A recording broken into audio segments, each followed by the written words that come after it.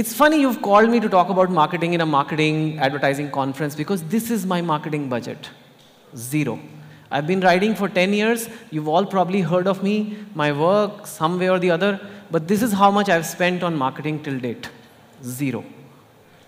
And I will continue to spend zero because that's a policy. It's very important to understand why I do what I do, because that is where all the authors have different reasons to do it. You know, some do it for awards, some want to be bestseller, some whatever. Actually, my aim is not even to be a bestseller.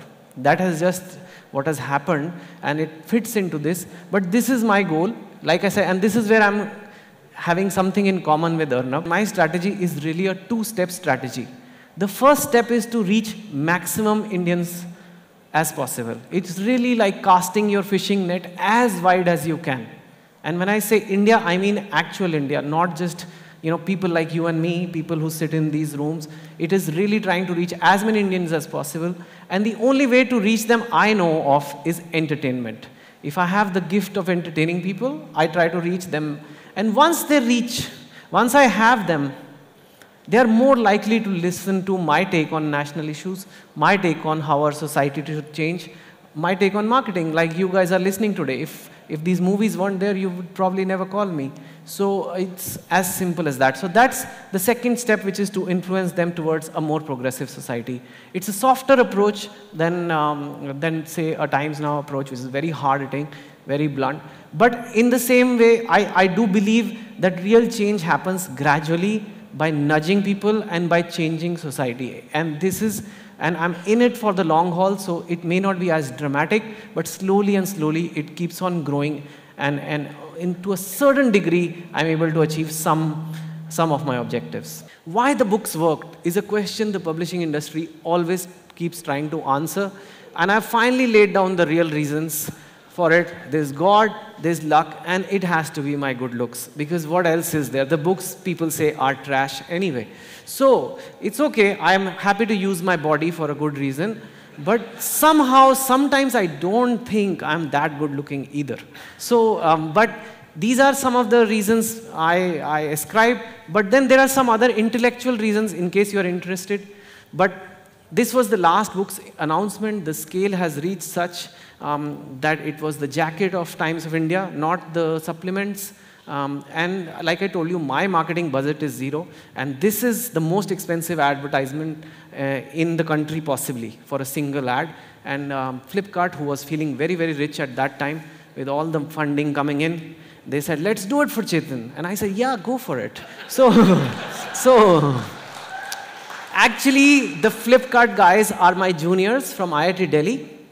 And when my book, Two States, came out, this was in 2008 end, I remember we were launching it in India International Center in Delhi. And normally, these were small launches.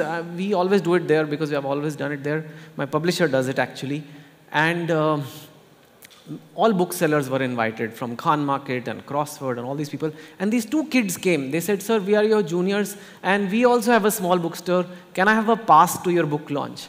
I said, what is your bookstore? He said, we just saved 4 lakhs and started it. And I said, what's the name of the bookstore? He said, Flipkart, sir. Can we please come and attend your launch? I said, you come, yaar. Of course you can come. And that paid off in terms of them one day doing this for me. So, always be friends with people in life. You never know who's going to make a .com one day. Why the books worked? Well, these are some academic reasons. They are very tight plots. They're unput-downable. Books that are unput-downable tend to do better. Basically, if you can put a book down, you will probably quit, and then you won't. Humor, simple English, relatable characters, and connect. It's just that X factor that connect with the people. The next step was to scale up, right? Every .com wants to scale up. All the kinds of companies want to scale up. How do I scale up? I can make a book really popular. I can write the best story. At the end of the day, it's in English, and it's a book. Now, books are boring, right?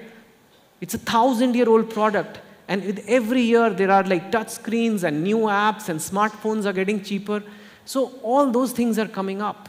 So it's difficult to keep on growing to beyond a certain point. So the next scale up for me was Bollywood, because every film needs a story.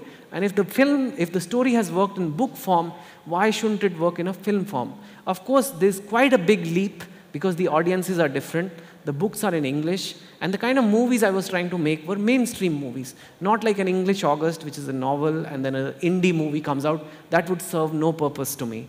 I'd rather stick to the book only. So there was a step 2 time then. You've scaled up, you've done the books, you've reached people, but the goal was not this. The goal was not hits, collections, or bestsellers. The goal was change. So I had to make a jump into territory which was not really what I was associated with. I was associated with campus romances and Bollywood and things like that. So to do that, I had to now move to something non-fiction, which is writing about national issues. Again, writing, because that's what I do. Then, of course, talks like this, which is going on, this is still an elite audience, but I make it a point to make sure I'm traveling to enough small towns so to keep that understanding of what's happening in Kanpur or what's happening in Bareilly or something like that. I can't do it too much because of my schedule, but I try to do as many as I can so that I can really know what's going on, because things are changing even in those places, and you need to kind of just get a sense by being there. This started during my tenure as a writer. Twitter, Facebook, today it's over. If you combine them, it's more like a 1 crore plus touch points, which people I can just reach through my phone. This, a lot of authors actually look down on. People see Twitter as this 140 character. What is this? For me, Twitter is the new literature. If I want to reach young people, if I want to effect change, how does it matter? It's in a book form or on a social media feed. It doesn't matter. Sometimes this can have a lot more impact than even a column, because a column people may read, may not read. But this, people have chosen to follow you. They have chosen to share things with you, and they can comment back and everything. So obviously, this is extraordinarily powerful tool to make your views heard. All this creates my organization structure and coming up with great stories. And I put that in the biggest and underlined, because at the end of the day, all of the above doesn't matter. As long as I can keep coming up with great stories. Actually, I just need to come up with one great story every 2 years. And that will just keep doing rest of the things for me. It's all been driven by storytelling. And like I said, no marketing budget as such. And somewhere down the line, I think people have a need for stories. We need stories for inspiration. We need stories for life lessons. We need stories to divert our mind. And there is nothing that diverts our mind. See, if you look at the definition of entertainment in the dictionary, it's a pleasurable, willing diversion of the mind. Means you watch a movie, you'll say, I don't want to think about my world. I want to just see this now, and I'm doing it by choice. And I want this movie to absorb me so much that I forget about my world. If a good movie or a book can do that kind of a thing. So that's, nothing can do it better than a story. Nothing. A fashion show with the most beautiful people, boys, models, you'll get bored in 5 minutes. It has everything, money, glamour, poshness. But if there is no content, which means if there is no story, the human mind gets bored and it just checks out. Content is everything. Sitting in a theater, for example, is like sitting in an economy class seat for 3 hours, right? Now, it's not the most pleasurable way to be, but you do it for a good movie, because a good movie has the power to keep you in that economy class seat for a very long time. So this is where my business is. This is how I do it. And, you know, it's not like how Arnab does it, but we are kind of doing the same thing to create some kind of a change. And that's what I have done so far. I want to end with, this is from one of my motivation talks, actually. So this is, we all love to gossip, especially in the advertising industry. I think the default conversation is gossip. I know this because I did my summer training in Lintas, actually. So don't think I don't know, okay? I did my summer training, and my boss, who was there then, is here today also.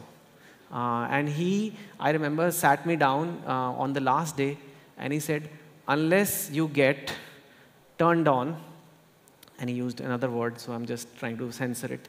Unless you get turned on by font sizes, get the F out of here.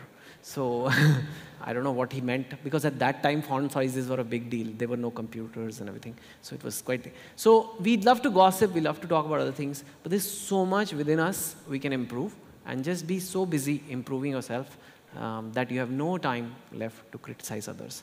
Thank you so much for listening to me.